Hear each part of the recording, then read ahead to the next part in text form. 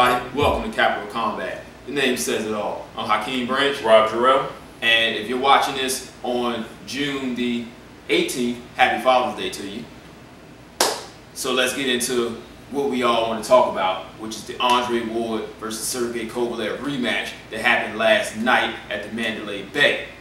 Now, if you watched our extensive coverage of this saga, meaning the build-up videos we did to the first fight, the preview of the first fight, the recap of the first fight, talked about the adjustments right before the second fight, and the action that transpired in the ring on both fights, you will see a pretty accurate depiction from what we gave you in those videos. So, you're about to get more education on the action that happened in the ring without all the emotions. So go ahead and hit that subscribe button. And even if you got some emotions, just sit them to the side for a little while and hit that subscribe button, because we're going to learn some things. So Rob's going to take it away, and then we'll get into the action. What's up? Alright, so we got a great rematch between guys who there is no love lost between the two of them. None. Controversial decision in the first fight, November 2016. Made the rematch happen, and what do we get? We got a somewhat controversial ending depending on whose point of view that you look for, but ultimately it was a TKO stoppage in favor of Andre Ward over Sergey Kovalev, with plenty of body shots to go with all of it. Yes. And if you look at that video, if you saw the fight, it might have appeared to be a little early. We're going to explain to you why it was stopped, and we're also going to explain to you why a lot of people had this issue, these borderline low blows, because there are several caveats that go toward those body shots, and this is why the referee Tony Weeks kept the action going at several moments in the fight and then called it a certain way. Now, before we get into Tony Weeks, I don't know if you looked at his Twitter, but now he's apologizing, doing all this other stuff. Yeah, I don't follow him on that. It's supposed to be his verified Twitter. Check it out. He said he would have never done something had he seen it. And being the third man in the ring, yeah, it's really odd. Being the third man in the ring, you're supposed to see that. What was it? He said had he saw the low blows, he would not have stopped the fight. In a nutshell. Well, you can't take it back now. You can't take it back, and by saying that, you discredit yourself. Yeah. I'd rather some official interview or official investigation, whatever, on what you saw, and not, oh, I missed this after seeing the replay. Granted. But then the replay wasn't conclusive either. But yeah, we'll go into that. Yeah, the replay wasn't as conclusive as people make it out to be, especially because there were so many body shots. But again, we're going to explain to why those body shots were actually let go. Yeah. So, starting from the beginning, a lot of people, and I don't know if they were actually like Andre Ward stands as much as they were like anti-Kovalev stands. But that could go either way. Yeah. Anyway, they were like, oh yeah, Ward's just going to pick up from round 13 and blah, blah, blah. And in a way he did, and in the same way so did Sergey Kovalev. We got another highly skilled matchup between two of the three best light heavyweights in the division, and both guys utilized the adjustments that we laid out in that preview video in order for them to be successful. Now, one of them laid them out a little bit more than the other, which is why he ended up winning. That would be Andre Ward. And some of those things were, one, he always stayed at an angle. You never saw him directly in front of Sergey Kovalev at any point of that fight. But with Sergey Kovalev, he was able to really utilize that jab to me better than he did in the first fight. Yes, that jab was on point. Like, that's, if you want to take something from a guy to teach somebody in a gym, Sergey Kovalev's jab is one of those things. It was accurate, it was consistent, and he was using it successfully to take Ward off his spot. But Ward was a lot better at getting back on his spot this fight than he was in the last one. And so the fight was a lot more, it was a lot more leather thrown in this one than the last one. Whereas we talked about Kovalev throwing more body shots and possibly leaving more openings for Ward, which ended up being the case. Now, we were unsure of that beforehand because we were like, you know, Sergey Kovalev is a powerful guy. If he throws some body shots, maybe they'll, you know, have some pop on him. But then at the same time, you don't teach a guy how to throw body shots in the span of 6 months. It's just not going to happen. And for what I could see in the training footage, it really wasn't that much work you could see on those body shots anyway. Yeah. Not the ones that would be important for this fight. Right. So, his jab was on point, but Ward took away his left hook. He took away that power left that we told you he likes to throw. And he took away the right hand by staying on the angle. And I don't know if you guys noticed, his stance was much different in this fight compared to the last fight. He was squared up a lot in that first fight. And probably a lot of that had to do with the skill of Kovalev getting him out of position. And now that he knew what he was expecting, his stance went from here to here, which gave that smaller angle that we discussed in the very first How Andre Ward Can Beat Sergey Kovalev video. Leaned slightly over to his right, walked over to his right, which made Kovalev miss that right hand by mere inches every single time. And when he did land a few flush ones. Nothing ever landed with the decisiveness that he landed with in the first fight. So Ward was very successful in the early rounds of taking that away from Kovalev. But because Kovalev is so damn good, he was still in the fight and still taking rounds off of the activity and the accuracy of that jab. And not to mention that he was constantly the one coming forward. Yes. And like I haven't watched the HBO broadcast, but I'm pretty sure they probably had him up like 6 rounds to nothing or something like that. Well, 7 rounds to nothing at the time of the stoppage, because like Harold Letterman's criteria for winning a round is like walk forward and throw punches. He don't give a damn if you land them or not. If you walk forward and you throw punches, you can win a Harold Letterman scorecard. Unless like the other guys made completely ineffective, like a Floyd Mayweather fight, Terrence Crawford, or somebody like that. If you walk forward and throw punches, you can win a round on his card. And there's nothing wrong with that, because we tell you all the time, judging is subjective. He prefers that type of action, so he's going to score it that way. Now, if you like that type of action too, you can take stock in his scorecards. If you don't, use your own mind and figure out who won certain rounds. I watched the fight 3 times already. The first time I watched it, it was like a Facebook Live feed, so I was just kind of like, okay, this is cool. Second time I watched it, it was like the Russian broadcast, and I gave Sergey the first 3 rounds. The third time I watched the Box Nation broadcast, and I think I gave him 2 of the first 3 rounds. So, because the sound quality was better. So, before I go into what separated each rounds, what did you see that you liked from the first 3 rounds from each guy? Well, what I saw was, and this is something that we said in the preview, Andre Ward has to throw punches. He has to make Kovalev pay with those openings. And Andre Ward self-admitted that there were openings in the first fight that he did not take advantage of. And he took advantage of them in this fight as fights wore on. Throw that extra punch, trading with Kovalev. There was a couple times where they threw simultaneous jabs. I was impressed that he was able to throw the right hand. And that's been a knock on him probably since the Smith fight, or the Barrera fight. I know he's had a shoulder injury with the right hand. It was between Dawson and Rodriguez, like the Edwin Rodriguez fight, Paul Smith, Sullivan Barrera, and Brand, Alexander Brand. So and in the first Kovalev fight, he didn't throw a lot of right hands. Then the thing about it was he wanted to land the left hook. And we're talking about going upstairs because he threw both hands going to the body. Right. But going upstairs, he would try to rely on that left hook. And you can see he would want to throw it almost as if he's forcing the left hook, which did land at times on all the guys he fought. Right.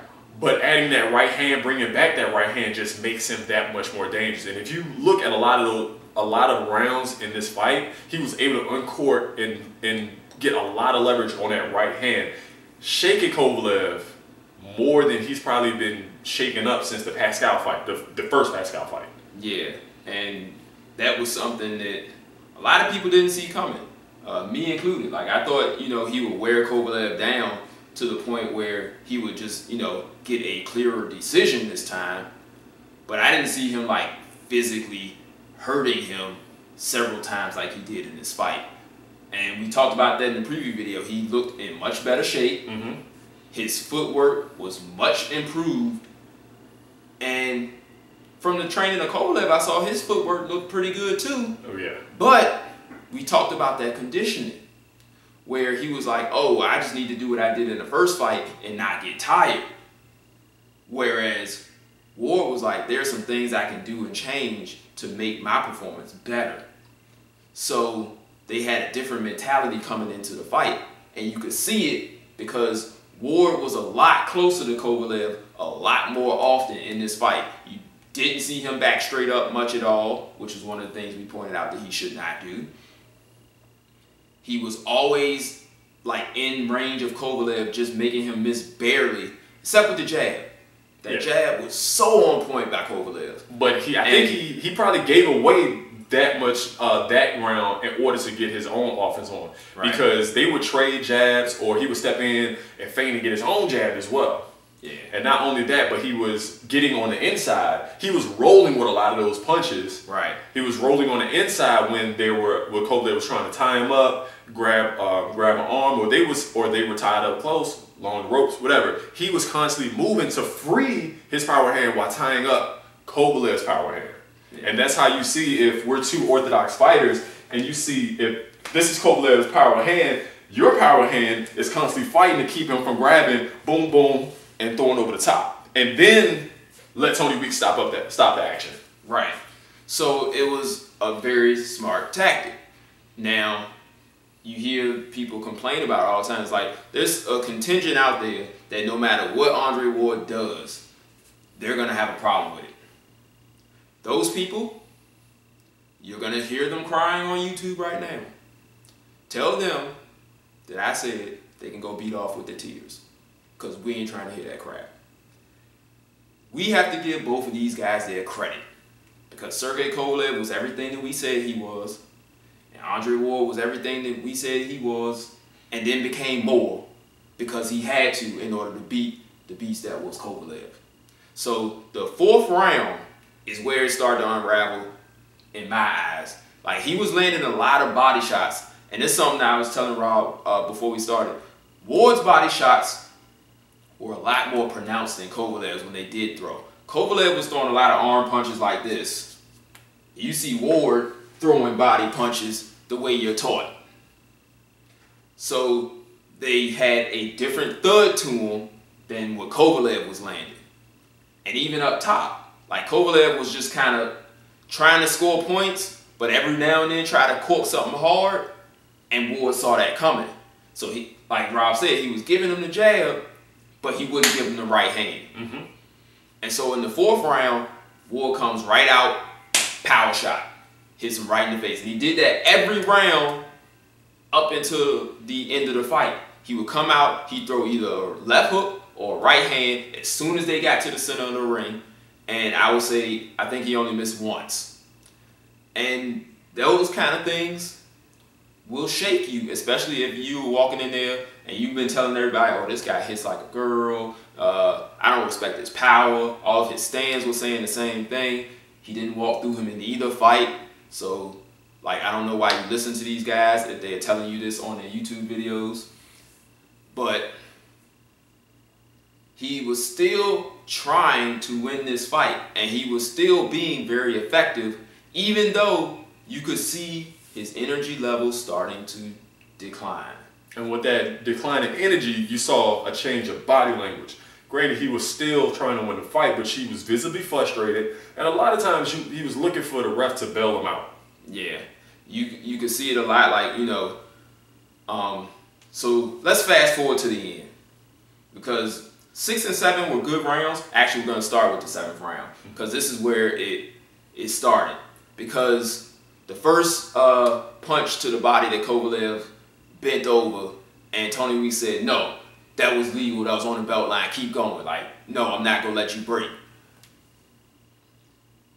This is where you got to take your, because a lot of guys are like, oh, low blow, shut up. Take your emotions, put them in a little box, sit them over here for a second. How many times have you seen a fight where either they're in the dressing room or right in front of each other and the ref examines both people's trunks and he says, oh, your trunks are high, they're over the belly button, I'm going to call punches on the belt legal. Both Kovalev and Ward's shorts were high. So those punches that land on Kovalev's belt line are legal. They're not illegal, which is why Tony Weeks let it go. So then we fast forward to the 8th round, and it happens again. Same punch, right there on that K. Maybe like a bit of his pinky was a little bit below it, but the majority of his glove is where it's supposed to be. So, once again, he lets it go. They start exchanging. Ward keeps going down to the body. Kovalev's body language, like Rob said, is declining. Now it's just collapsed. He looks spent. Then comes the right hand. His legs are wobbly. He's barely throwing. Ward's continuing to throw punches at him. Then we have the end. Ward takes an angle that we talked about in the preview video, that he would step over to that right side, throw those lefts into the breadbasket, and sap the energy of Sergey Kovalev. Go back and watch it. It's there. So at that point, Kovalev's barely throwing. He's clearly been wobbled from a headshot. He's clearly been hurt by a body shot. And then Ward starts to dig those punches to the body again, and Kovalev just bends over and offers no resistance. That's the same thing as a fighter turning his back, which means he's giving up. And it wasn't that he quit. He was broken. He's too proud to be like, okay, I'm not going to continue anymore. His body said, I can't take this anymore. You need to protect me. And so he bent over. And so as he's bending over and Ward's still trying to throw those punches, he's trying to get them. So I think one or two of those might have went low. Here's the difference. When you see somebody turn their back and they get hit, the ref always tells you, you don't give somebody your back. This is the same thing with that. If you give somebody that opportunity and he's still trying to land and he has to alter his punch, that's on you. Sergey Kovalev and John David Jackson, the whole team Kovalev, knew what they were getting into. They complained about it for months. Oh, he was holding, blah, blah, blah. So you should have had a plan to stop it. You didn't. You got what you deserved. What did I miss? We talked about the belt line? We talked about the belt line. Okay, cool. So my last point on that. People like, oh, you know, that's borderline. No, that's border. There's a difference between borderline and actually being low. If you go down to the border of Mexico and the United States, or you go up to the border of Canada and the United States, there's a difference between you being on the borderline of Canada and the United States and being in Canada. You have to actually go over the line. Andre Ward didn't go over the line. He was on the line. So those shots count. Cry. It's not going to change anything. You can cry in the comment section all you want to.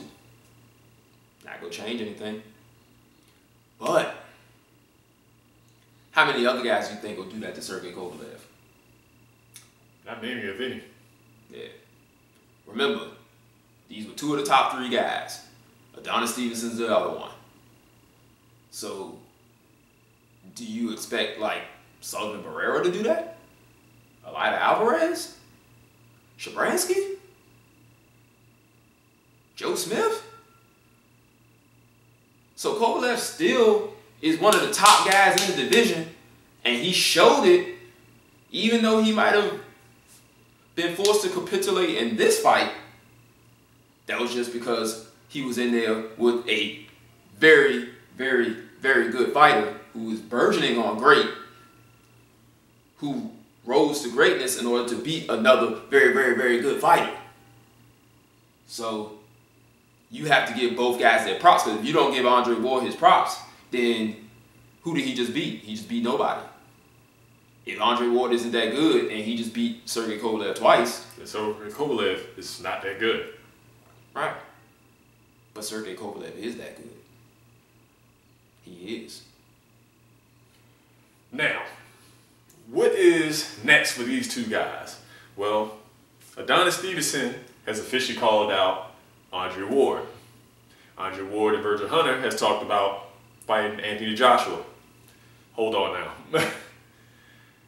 It's one thing for Roy Jones to move up, weigh in at 200 or 201 and fight John Ruiz, who was like 218, 220.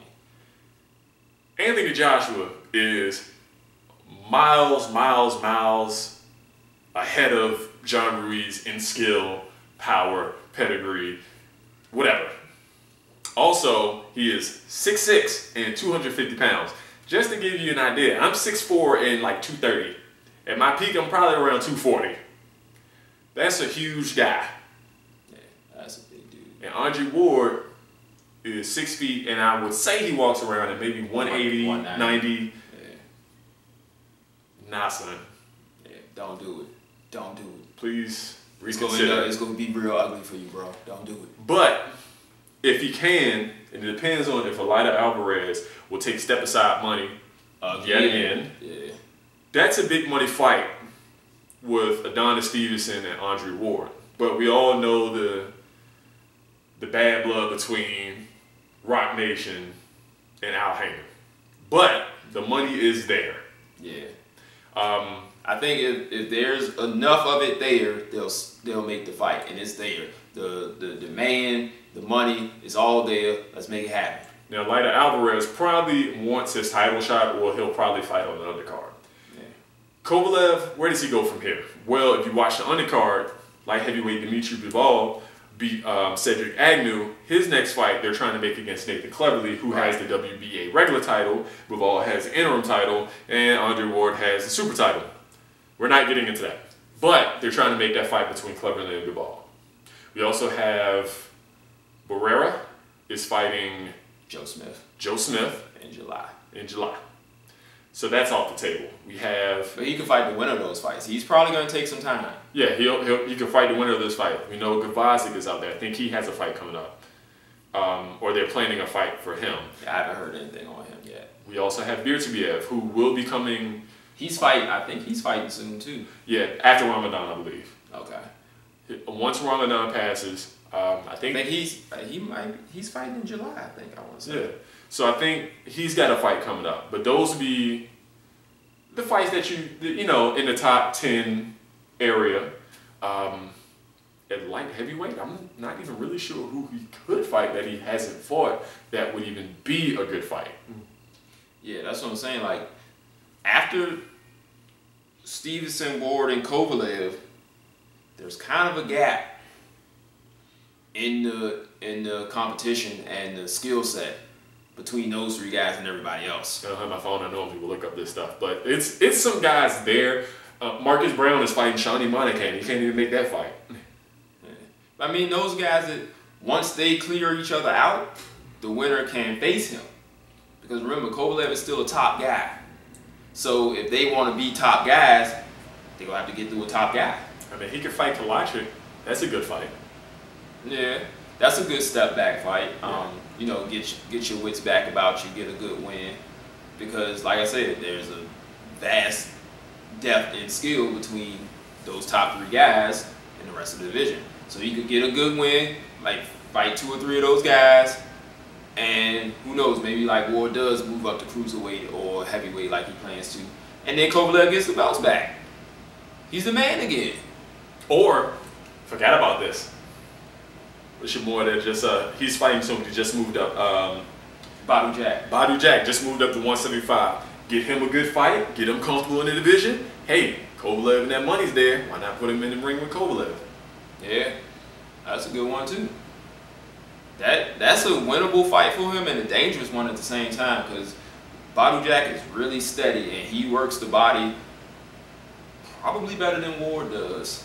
Not quite as dynamic, yeah, but consistent. Yeah, he's a really consistent guy. But like he can be touched and hurt, but even after that, he knows how to right the ship. So that would be a good fight. Yeah. So yeah, I think I've said everything I want to get out there.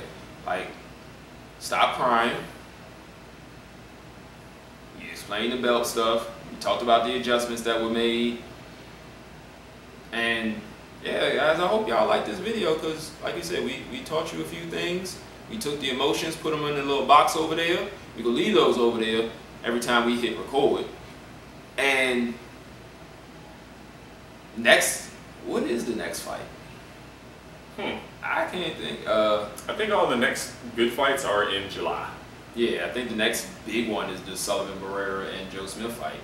Probably. Then you got Broner and Mikey Garcia at the end of July, which I'm not going to watch live because John Jones and Daniel Cormier 2 is happening. I'm watching that. Oh, they also have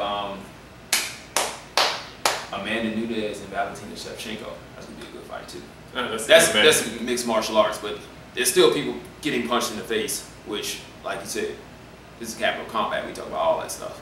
I'm about to start doing some Glory previews so we can get some of this kickboxing action going on, because they've been having some great fights in Glory, and if you ain't watching them, you missing out.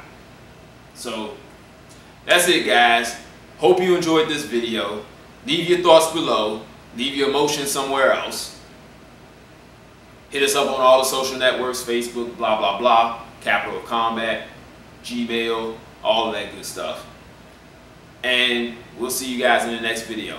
Let's squeeze in the technical toolbox in between now and then and teach you guys some other stuff. I got some stuff for y'all. So until then, fight on. This is round one and you've already lost. They don't seem to see that everything we've done is coming and cost. My fists are on fire, I perform till I perspire. My demons are in a rage, keep thinking that it's a game. I kick crime, hurricane, I told them I don't play, I'm liquid. Black Street Fighter.